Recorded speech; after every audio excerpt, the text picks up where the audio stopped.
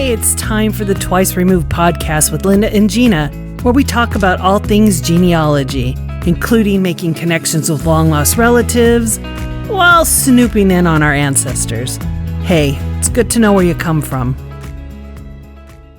Hey, everyone. We are back at it again at the Twice Removed podcast with Gina and Linda. I am Gina. I'm Linda. There she is, well, the one and only. And we are excited today. We have a guest on our show. So it's not just us two babbling for a few minutes a day here. It's an actual guest, and her name is Judy. And we decided to talk to her. She has a really interesting story about her journey. And that's what we're here to talk about, is just the journey and brick walls and all that fun stuff. So Judy, welcome to Twice Removed podcast. Welcome. We're happy to have you. Well, thank you very much for the invitation. I look forward to the experience, and let's get at it, whatever you have. All right. So tell us, what made you start this journey? What did you do to wake up one day and go, I got to do a DNA test and I want to get this done? Well, it started over 100 years ago, actually. Oh, you're that old? No. I know. It's the vitamins. Yeah, you're very well preserved. Okay, go ahead. Actually, I have a Orthodox Jewish mother, and my father was Pennsylvania Dutch Protestant. And all the time that I was growing up, I knew who my mother's dad was, and I knew that my mom had her dad had left New York. That she grew up in Brooklyn, born in North Carolina, and the family moved up to New York and moved around quite a bit. And that was the case with a lot of people. They had to move around because they didn't have much money. And so, but my grandmother was there. And I figured, if it wasn't for my grandmother, I wouldn't be here sharing this journey. And so my grandmother, it turns out, had a breakdown. Back in those days, one of my uncles had the suspicion that maybe it was like postpartum. But in those days, they didn't know what was going on. So she was admitted to a hospital after, I guess, a couple of years of going through her breakdown. And I never met her. Never saw pictures of her. And it was as though it was a person so far away. I grew up in San Francisco, and I knew I had a grandmother, but I don't know. I just got so involved in my own life, I didn't even think about her. And I remember asking my mother about her, and I said, "Can they ever discharge?" And she said, "No." And so just fast forward, but I met my grandfather in LA after he took my mom's younger brother, and they moved to LA, and Grandma was in this institution, and she passed away. And so fast forward a bunch of decades. Roughly, I don't know, about 4 or 5 years ago, I just got this brainstorm about talking, trying to get information about my grandmother. And I asked a couple of cousins on my mom's side of the family, and they too didn't have any information. And so I thought, I'm going to give this a try. So I got one of those discount coupons from Ancestry, and that started the journey. And so I subsequently also got the DNA testing with 23andMe. Fast forward on Ancestry, I saw a couple of my cousins, again, on the Jewish side of the family, and then one or two cousins on the Protestant or the Pennsylvania Dutch German side. And so I started trying to look into it, and I saw that with Ancestry, you could create a tree. And it also showed your history, like Italian, Jewish, German, whatever. And turns out I knew 50% Jewish. And then the rest was Eastern German. And so I just kind of focused, knowing that on my dad's side of the family, they were over there, and I'll get to them eventually. But I wanted to try to find out what all I could find out with my grandmother. I was able to find out that she and my grandfather, they were born, I would believe what I was able to find out, born in Kiev or Poland. Russia back then was Russia back then, now it's Kiev, or Poland. And one site says Poland, another site says Kiev. Let's see. Grandfather, trying to think. Couldn't go any further back or get any further back than my grandparents. And I got the date of birth for my grandfather, and I was able to get the date of birth for my grandmother. They came over, and it turns out, from what I'm gathering, my grandmother's last maiden name is Katz. But back in those days, when they landed on Ellis Island, because the people working for the immigration maybe either were not familiar with the different names, but it turned with this suspicion that the last name was Katzerginski, but it was shortened to Katz. A lot easier to pronounce, especially with all of yeah, a little. Right, coming back. Is that with a C or a K? Katz, yeah. Katzerginski. And turns out that, not quite sure how it ended, but they ended up down in North Carolina.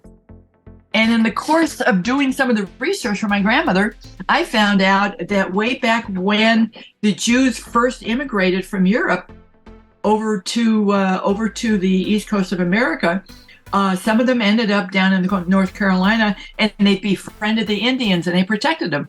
So as a result, the Indians befriended and protected the Jews there. That was an interesting little side trip. That's amazing. I know. You never, you end up going, you go one way and you end up going someplace else. Grandma had, I'm trying to think, she had a sister who ended up down, I believe down in Florida. And then there was a brother who was also down in the North Carolina area. Fast forward, I believe so far, this part's kind of unclear. Grandma met Grandpa, and my mom was born. Her older brother was born. He was older than her by about a year. They moved up to New York, started their New York journey, and then my mom's younger brother was born about maybe, I think, 6 or 7 years later. Interesting, fascinating little side journeys, because when you're growing up as a kid and you don't know these things. In order for my grandfather to make money, he had a little cart with a pony.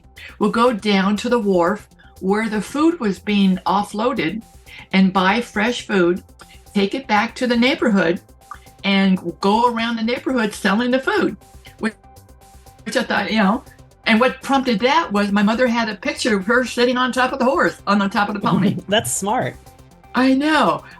Never saw any pictures of my grandmother, and the more I was starting to think about her, it just kind of felt sad in the sense, and what prompted this is I joined a new reformed temple in California, and I learned that in the Jewish world, I got very little Jewish education, which I always kind of thought this was kind of weird because that's my background. And I went to Protestant church. I took myself to Protestant church. I took myself to Christian church, Catholic church, but never on my own started looking into my Jewish background. So here I am in this new temple, and was told about it from a friend of mine. And I found out that there is a big family. It's a big to-do with family celebration, from time somebody's born till the time they go to school and they have their bar or bat mitzvah, and then they celebrate going to college, going away, going to school, or doing what they call an aliyah and going to Israel, taking a trip. And then they have marriages and births and deaths. And when somebody is no longer here, there is a recognition of them, and that's what's kind of triggered. I could feel like I'm getting triggered here, and they celebrate like within, or acknowledge within the first week, and then the first month, and then the first year, and after that they celebrate each year. It's a recognition of when they passed away. And the more I heard about that, the more I started getting interested in finding out about my grandmother. And yeah. You never saw pictures of your grandma? No. And do you have a large family, or is it just, do you have lots of cousins and stuff like that? I mean, on did my you mom. did you like get together and nobody ever discussed her? Well, see, that's the interesting thing. I grew up in San Francisco, and my cousins on my mom's side of the family, her two brothers, they all grew up in LA. So basically, my folks moved from New Jersey, New York, over to San Francisco, and the only time I saw my cousins was when we visited, like maybe once or twice a year, and that was it. And Nobody ever mentioned grandma. no, I don't. In fact, on this current journey, I asked one of my cousins, and she goes, "You're right."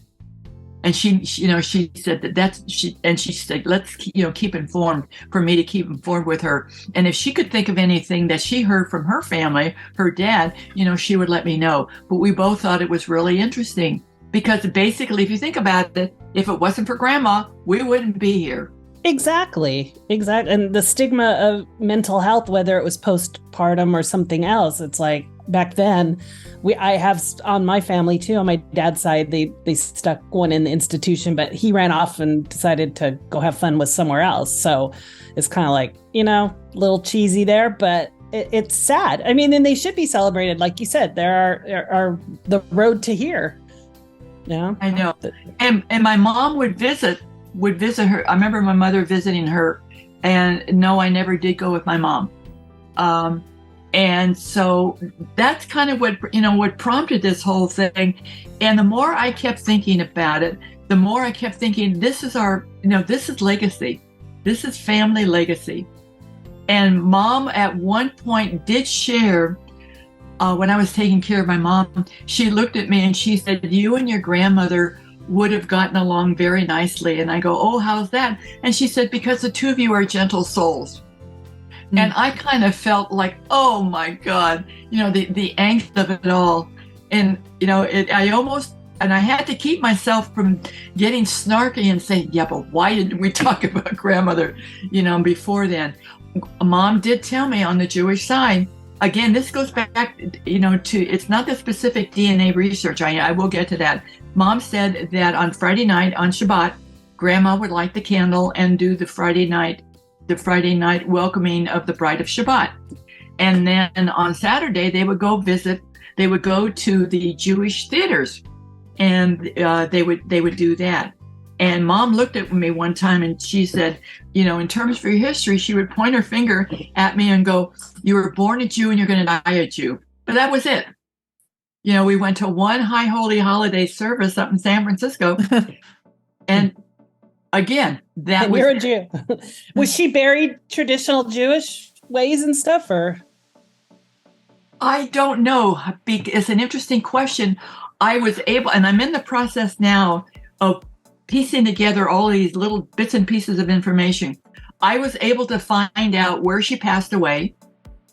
And in the course of trying to get information about her, I contacted the hospital. And it turns out the hospital was a regular hospital combined with a mental health facility. And the gal that I spoke with in medical records said that the hospital still existed, but the mental health facility closed down.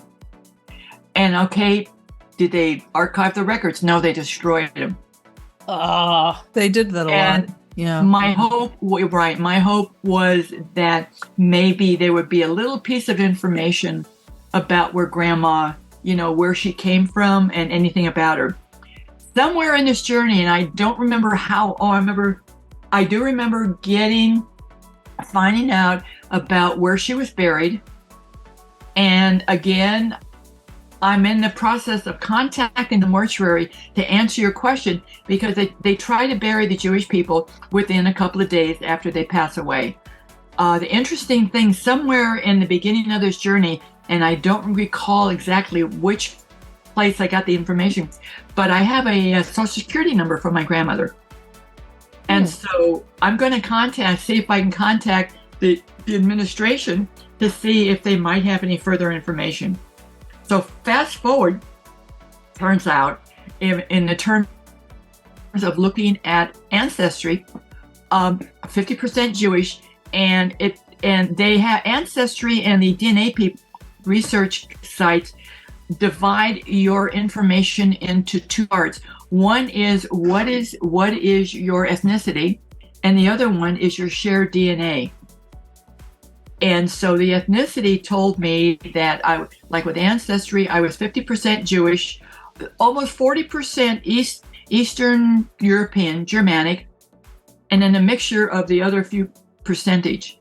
And it was a little bit different with 23andMe, but basically it was the same thing. The 50% Jewish, the majority Jewish, and then the other portion was the Germanic, a little bit of Scottish, a little bit of British, a little bit of Irish, that type of thing. Mm-hmm. Let's see, trying to think at this point, turns out one of my relatives contacted me, and she had gone over onto 23andMe, and she got some information about her DNA that has raised a big question in terms of the DNA that was shared with my mom's side of the family, with my mom. So we don't have any specific information at this point, just starting to look into it. But the interesting thing that I found, you have to be kind of careful on these sites, because over on 23andMe, they had me listed as her great aunt, and I'm not her great aunt. But on 23andMe specifically, they have a paragraph that says that while they try to be as accurate as possible on the dynamics, explaining the dynamics of the significance of the results, that it is dependent upon the individual family. So and you have the ability, like I had the ability, and I went in and changed the great aunt over to aunt. Yeah, well, what happens there is that it was probably a low share DNA situation. One of you was low sharing, and then it makes you look like you're an older generation. Right, and that's what's triggered, where do we go from there? How do we get it? And unfortunately, we can't go with my mom because she's no longer here. So we're in the process of seeing what we can do and just trying to keep it one slow step at a time. And the other thing that it dawned on me, while I've been focusing on my mom's side of the family, whatever results come out on this current search not only affects my mom's side of the family, but it affects my dad's side of the family and the cousins and the people there. And so that's kind of where we're at. No further information. We're just kind of taking it one slow step at a time. Have you tried looking at the through lines on Ancestry to see if you have anybody matching with you there? There's a section on the app for Ancestry called Through Lines. And it basically takes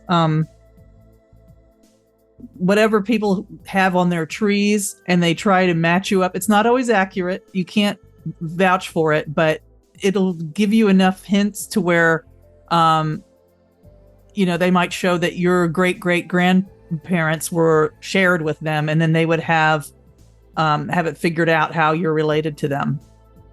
Well, that's interesting that you put it that way. Do they call it a through line? Yeah, THRU. Yeah. The interesting thing is through line on Ancestry.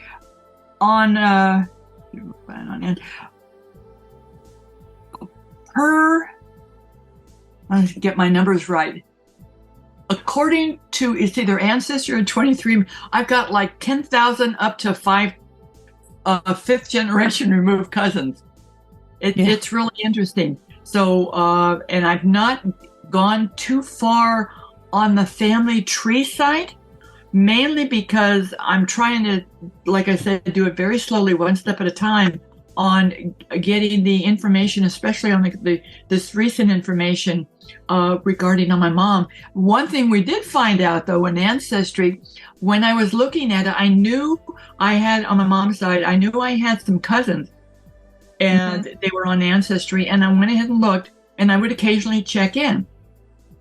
And so I checked in one day, and lo and behold, with the shared DNA, there is somebody whose numbers were higher than my cousin that I've known all my life. So By how much about? Roughly Oh golly, the shared DNA. Trying to remember the exact. It was like.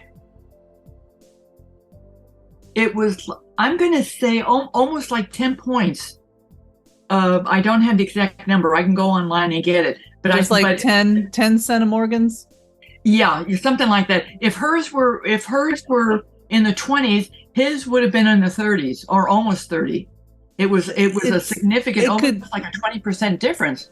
Yeah, so but when it's that low, it's basically probably the same generation, because that's not much of a difference, really. So they could be siblings, or they could be first cousins, or they could be like just on the same level as you, generation wise. Guess what we found? Guess what we found out? Okay. Okay. Drum roll, please. Turns out that they allow you to contact the persons, and I did. Mm-hmm. And so I phrased it by saying, I'm not trying to be nosy, but I'm doing research for my grandmother, my Jewish grandmother. And, could we chat, because your numbers, are higher than my cousin? And he said he didn't know about that. He was raised Catholic. And I could contact.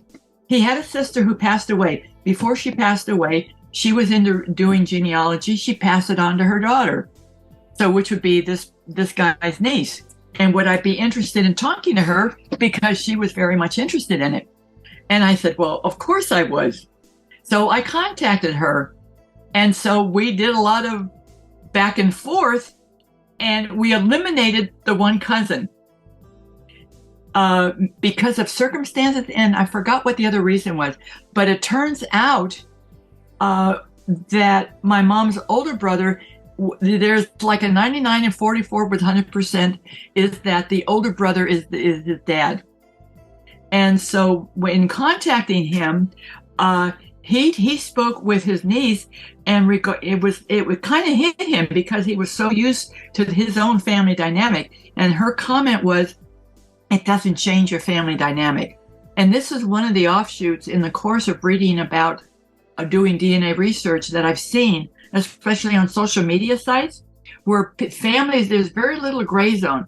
Families are either accepting of the new situation or no, and there's a very negative reaction. And in my case, and with my cousin, she and I were like open arms, very much open arms. And I told my new cousin, I said, whatever you need to do. So it, he would ask his niece, because she was also a counselor. She's also a counselor, and she said it does not take away from what you grew up with. And because she and he, and there's only one other cousin, she said, we're the only ones left in the family. So this is an opportunity to get to know people. Yeah, it's a bonus cousin.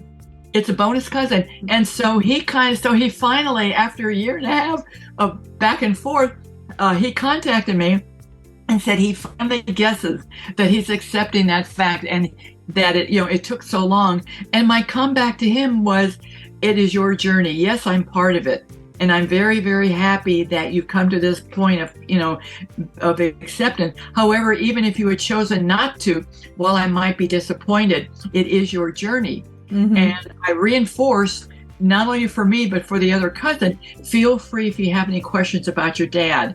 So in the meantime, what I've done is, with his dad, who was my favorite uncle, I have sent him and his niece pictures. Oh, that's always nice. Yeah. Yeah, I've sent him pictures.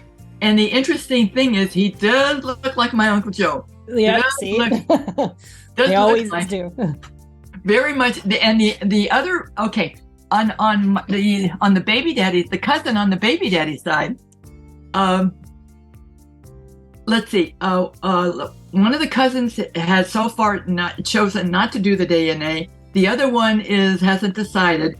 But his now new sister, they actually, after all this time, they got together. And here's the interesting thing that I was told. When they got together, they met someplace up in Hollywood, and they both had on the same kind of jean jacket. They had on the same kind of tennis shoes, and they ordered the same kind of food for lunch. Wow. And they had the same, and the cousin that he, his new sister, she has a certain kind of energy. I call her, my hyper energy cousin. And so he's got a similar kind of energy. So it's nice to know that, that they've been able to do this matchup. So thank heavens, for Grandma. She kind of led you guys here, actually. Yeah. So. Absolutely. And, I firmly believe there's a concept called God winks, and we are led to certain people, and whether or not, whatever the reason is, it may not be evident. And I've come to trust the fact that it doesn't make any difference. And God winks can be positive or negative, and on this journey, it's been nothing but positive. And so that's kind of where we're at. The new cousin is being welcomed into the family. His sister has yet to take the DNA, but she's like 99%. She goes, he's my brother. He's my brother. So the other cousin is going to help her do the DNA testing. So that's kind of on the ancestry and the shared DNA for him. And so now the other one is over on my mom. So she's the middle one. So, we were also trying to figure out this new cousin. Evidently his mom and my uncle got together at a point in time where their relationships, their previous relationships were on, I think either hold or they weren't in any committed relationship. I may have that wrong, but anyway. So, and he was an offshoot, and he's roughly about it's about almost 20 years younger than me, and he's closer in age to the other cousin that I've known all my life. So that's an interesting part of this whole journey. And yes, I can contact him, and he's a musician, and he's on Facebook, so I get a chance to see his stuff. Back over to Grandma, it's still a continued journey. And my niece was real sweet about this whole thing. And she said, whatever I wanted to do, she was comfortable stopping for her, wherever we were at. She was comfortable not pursuing it. However, if there's something that I wanted to pursue and wanted help with or wanted to talk with her, she was more than open. And she said something that was really touching. In that she said, I know it's important to you and I love you dearly. So you let me know whatever you want to do and I love you and we'll go from there. Isn't that nice? So that's the gist of it. So, I know I've been chatting quite a bit and, I can go over on this whole thing is just kind of because with my mom's side of the family, some of this stuff has triggered up family memories and family dynamics. So right. No matter what it is for the people who are going through this, my heart goes out, whether it's positive or otherwise. So yeah, it's a reality check. That's for sure. I mean, DNA does not lie. That's exactly what the niece said. That is exactly. We were going over some of the results of it. And she said, here are possibilities. And her comment was, doesn't lie. It's the numbers. Yep. Have you uploaded your ancestry data from your DNA test to GEDmatch by any chance? GED. You're the second person who's asked GEDmatch? Okay. Yeah, GEDmatch.com. It's like you download the file from Ancestry. It's just a download. It's not the delete. It's just the download. And is there a button on Ancestry that allows you to do that? Yes. Okay, so upload Ancestry results. Yeah, you can also upload your tree. You don't have to.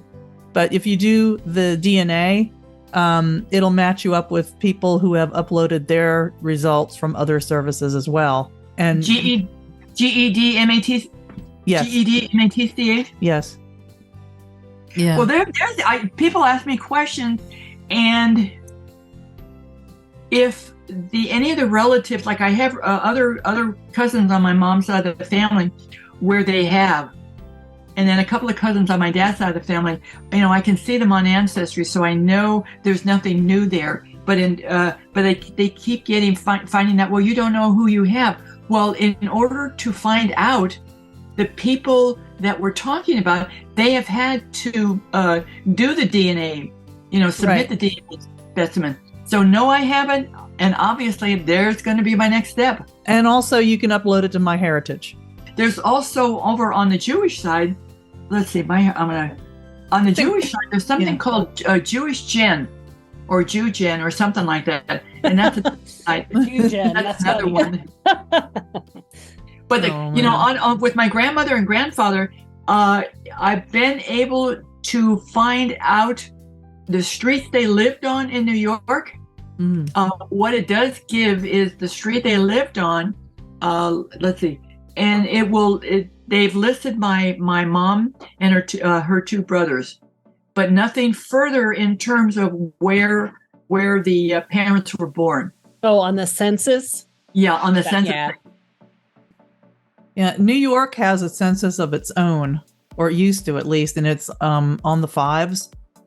Like if you had the federal census, it would be 1910, and then New York would have 1915. Right. Yeah. Did you that's find anything like that? Yeah, that's where I got to. Approximately what year was your grandmother born? Not approximately, it was 1897. Okay. And Grandpa was born in 1895. Do you have dates? Like not a dates? Specific date, no. Okay. And somewhere, and I don't know where the piece of paper is, when I first started this the years ago, I came across a European site and it's like a bulletin board for the Jewish villages, because a lot of people, they came from villages, and they emigrated over during the pogrom around the turn of the century. And so people would go to the equivalent of this bulletin board and post their questions and say, does anybody in the town of, say, Kiev, know the family of? But I've not been able to find a piece of paper that has that information. Yeah. But I also do know that for the individual states, there's supposed to be like the equivalent of Ancestry for New York or Ancestry for North Carolina, but it's Jewish Ancestry for North Carolina, or Jewish Ancestry or Jewish families for New York, whatever. So I've just recently found that out. There's also stuff you can search on the National Archives. National Archives? Yeah. There's some help there a little bit. I don't know how much would be helpful to you specifically. And do you use Family Search at all? No, I haven't. I haven't heard of it. FamilySearch.org, it's free. She's going to come back here and go, I have 18 million relatives now. Well, one of the sites that, like I said, I think on my dad's side of the family is something like I said, like 10,000 relatives, and the other one on the Jewish side, it was like 30,000. And I've seen some people listed on both Ancestry on the 23andMe way down where it's that real small percentage, like 0.5%, whatever. But some of them have what I determine would be the Germanic names, and others have the Jewish names. And so I was just wondering, out of curiosity, maybe contacted one of them. But that would be that would be, that's in the future. Again, wait a minute, you said FamilySearch.org. I wonder if this that's where Ancestry gets a lot of their records, but you don't have to go through Ancestry to get them. And sometimes it's just easier to search over there. And you can drill down. They have a wiki that you can drill down by the location of where you're looking for people. What is a wiki? It's just a search engine. Oh, okay. Yeah. I wonder if the National Archive, because I have what I perceive as the Social Security number for my grandmother, if it's the National Archives, if they would have it in addition to the Social Security Administration. They might, because I think once somebody's, you can probably, it's interesting because I've seen Social Security numbers before on Ancestry, and I think they're associated with obituary or Social Security records. Don't they get recycled through, though, and stolen and all that other stuff? But I don't know, but I think I did hear that they get recycled after a while. Well, I definitely will let Gina know whatever information, that I get. I definitely will let her, and also let you know. Have you ever specifically searched for photos? Family photos? Yeah, on Ancestry or someplace, or Family Search. This is such an interesting thing. I've mentioned this before, but I was on Family Search because I have accounts set up there. I have one on Ancestry. I have one on MyHeritage. But on Family Search specifically, I was just in my account. And because my tree was on there, I had somebody who was just suddenly uploading pictures of people. And I'm like, oh my God, that is my great grandmother. Oh, that's a picture with, looks like my grandparents and a bunch of little boys. One of them is my dad. The other one's first cousins. I'd never seen this picture before. And then I was looking like, who is this guy that's uploading this? Apparently he was my second cousin in Norway. And he had stuff from when my father was still living in Norway that I'd never seen before. And I didn't even know who my great grandmother was until this year, because my father passed away when I was young.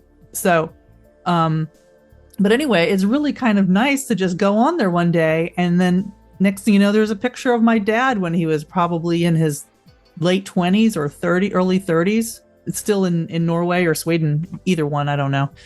But you might be able to search specifically for pictures by name. Okay. Was this through Family Search only? Yes. Or other You groups? can do it on Ancestry too. You can go also if you had a MyHeritage account, which you don't probably. But if you go on Ancestry, you put in the name on search, and you can go and specifically look for pictures. And of course, the pictures sometimes are photographs of documents because they had to do it that way. But a lot of times it'll be, photos that families put up. So if you have common relatives, there might have been somebody who had a picture of your grandmother when she was a teenager because they were in a picture. I mean, they had cameras. That's why I was asking you for the date, because if it was the 20s, I mean, I've got pictures from the 20s. I've got, and prior to that. So if somebody had a camera, they might have taken pictures of her when she was a kid. Well, that's true because, like I said, I remember seeing this picture of my mother sitting on the pony that my grandfather had. Mm-hmm. So, and then there was a picture of her where my mom was in her 20s. So I know that they had cameras back then. Yeah. And your mother was probably born in the 20s, maybe? 1915. Probably 15 because your grandmother was 1897, right? Yeah. Okay. So, 15. Yeah. There's a possibility that there could be some pictures of your grandmother just with other relatives. Well, especially the ones who were in it. You've just triggered a memory too, especially the ones who were in North Carolina. But I do remember, and I don't remember which side, if it was my grandmother or grandfather, but some of the relatives, when they came over, went down to Mexico City. Mm-hmm. And my mom went there again, didn't bring back much information. And my other, I don't have any other source of information. Yeah, I would love. Every once in a while I'll go in there and I'll start looking for for pictures just to see.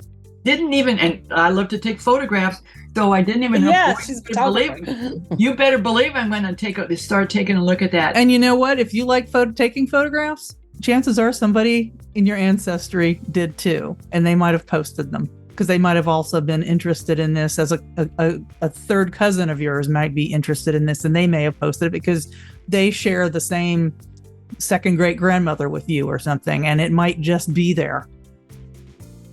You never know. I mean, I didn't expect to see a picture of my dad in his late 30s posted by my second cousin that I never met or heard of before in my life. So, how did you feel when you saw it? Oh, I was like, oh, there he is. He didn't look too different, except he was a lot thinner and had more hair. But, than when I knew him. Well, I find it interesting that while we grow up, and we become these individuated people and go on and create our own lives, there's still an element of connection with our family dynamics, the family legacy, the family history, how we ended up doing what we're doing. And it's interesting because we're carrying all the DNA from the generations before us. That is crazy. See, well, that was the other thing. If you take a look, that was the other thing that when I was talking to my niece about looking further into this whole thing, and the same thing with my cousin, is you're not only talking about what your ancestry is, and you're not only talking about what your DNA sharing is, but inherent in that DNA sharing is the percentage or the propensity for heritable diseases.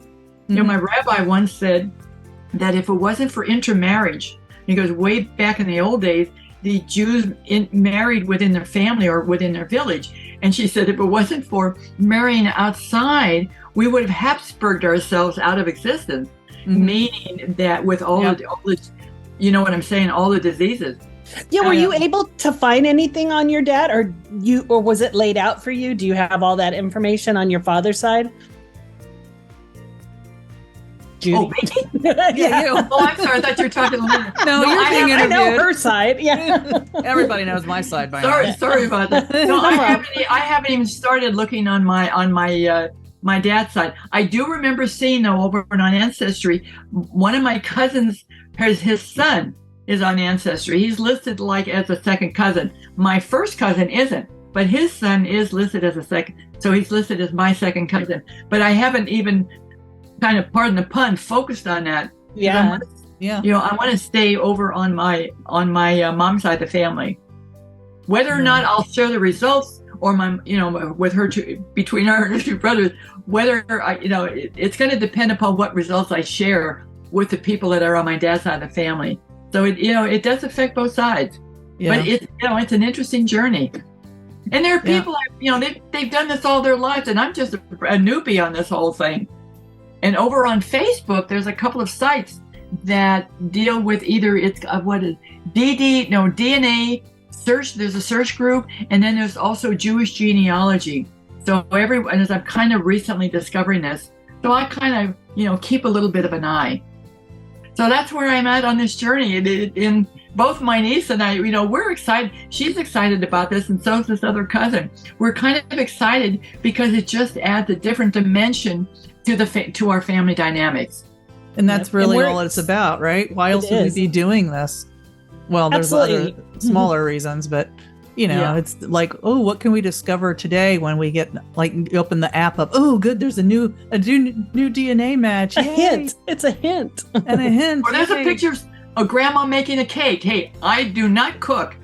I am not a cook, but absolutely. Not only that, but I was talking to somebody over, where I go to my temple, and she had an experience within the last couple of years where, because of this DNA matching, she was able to meet up with some relatives, some siblings down in Texas, and they, it was one of the positive interactions. And so, I've been talking to her about that. So like I said, it can either go positive or negative, and I've seen very few gray zone people. Texas, you brought Texas up. That's a big hub for Jewish arrivals. I remember hearing. Is it really? Yeah, a friend of mine in Florida, that's where her whole family was from. They came in that way, and I still don't understand it, but just kind of like Minnesota with Swedes and Norwegians. Why? The weather is the same? I don't know. But well, I remember a story, and I may be totally off on this whole thing, but in World War II, a bunch of Jewish people were on a ship, and they were able to get out of Germany, and they came across, and they were trying to escape, the concentration camps, and they landed, I think, down in Texas. There you go. Either that or on the East Coast, and they made their way down. Anyway, the U.S. had the audacity, they turned them away. They ended up going back to Europe and ended up going in the concentration camps. Well, that's a bad ending. I know, but I think, I may be totally wrong on this. But they may not have been the only ones that tried that. There could have been other ships that came over at different times and were allowed to come into that port. It may be. See, my Jewish side was from Kiev too, the Cohens, but they ended up in Winnipeg, Canada. So, name of God. Before they came to LA. So I don't know how they got there. I'm still trying to, my mom's side is like the brick wall where my dad's great grandmother, she detailed everything. So it's kind of like, okay. Did they actually land in Canada, or? That's where they were. My grandpa was born there, and he had other sisters that were born in Kiev and stuff, but they left there and came here, and we don't know why. Nothing's ever said. We don't know any Cohens beyond that. And it's just kind of like, that's when, trying to see that and trying to see past the great grandparents from Italy. So it kind of, just kind of stops. Yeah. We have a Cohen in our synagogue. Maybe I wonder if she's related to you. Well, aren't we all? I think they all are, because we're Oh, Ashkenazi too. So, I think everybody is in that realm. Absolutely. We were told once that if you're Jewish, you have a certain DNA marker, and you're cousins to everyone because everybody has that same marker. So I don't know, but that's what I was told. Maybe that mtDNA that we discovered today with 23andMe has something to do with it. You should research that to see if Maybe. that's... What? Well, if you go into your 23andMe app, there is an maternal DNA and a paternal DNA. Right. One of each. You know, as women, we only have the one, but it gives you the marker of what your haplogroup is. And what is this? I've seen that, but what is the significance of that? The haplogroup basically says where the very first woman in your bloodline came from. In terms of the locate, like Russia or Yeah, Poland, approximate Belarus, place. Yeah. So, and mtDNA is only passed down from mothers to their children. So men can't pass it down. So it is your maternal line.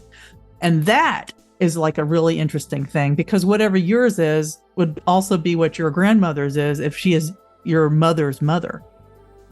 So you might also be able to track through the maternal side through mtDNA if you had to find out who her parents were and her mother and mother before that and so on. I don't know. But it's an interesting thing because I'm getting ready to research more of that myself. Well, let me know what you find out. What was interesting, one of the things I did find out about my grandmother, and is that she was admitted to the hospital back in 1940. That's when I was born. And she passed away in 1970, and that's when I got married. Is there significance? Don't know. Don't know about that. But it just, it's just... But then, the raising the question is that it would be interesting to be able to go back to break through this wall and to go back prior, because we don't know, how much of the family stayed in Europe, how many survived, how many didn't make it out of the camps, right. And then how many came here.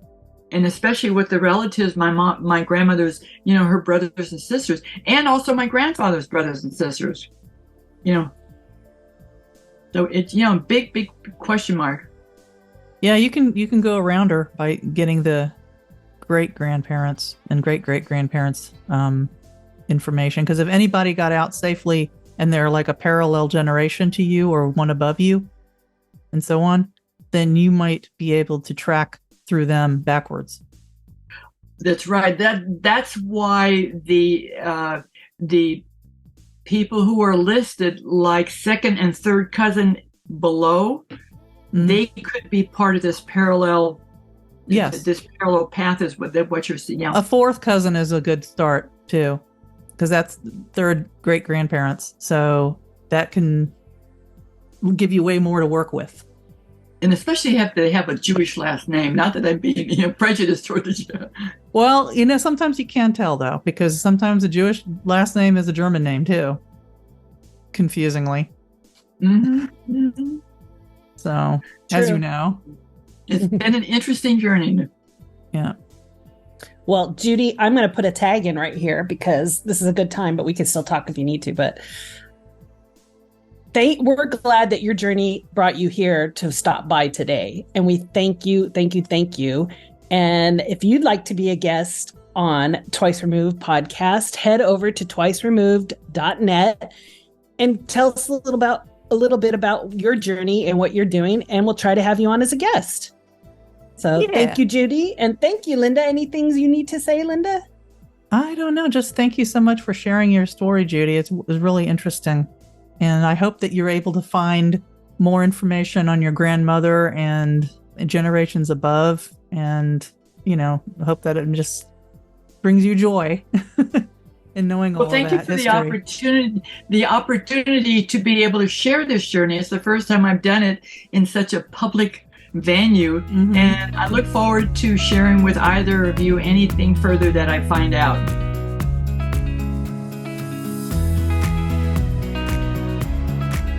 The Twice Removed podcast is produced by Linda Anderson and Gina Glass.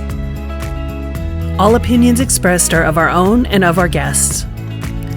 For more information and upcoming guests, please visit our website, twiceremoved.net.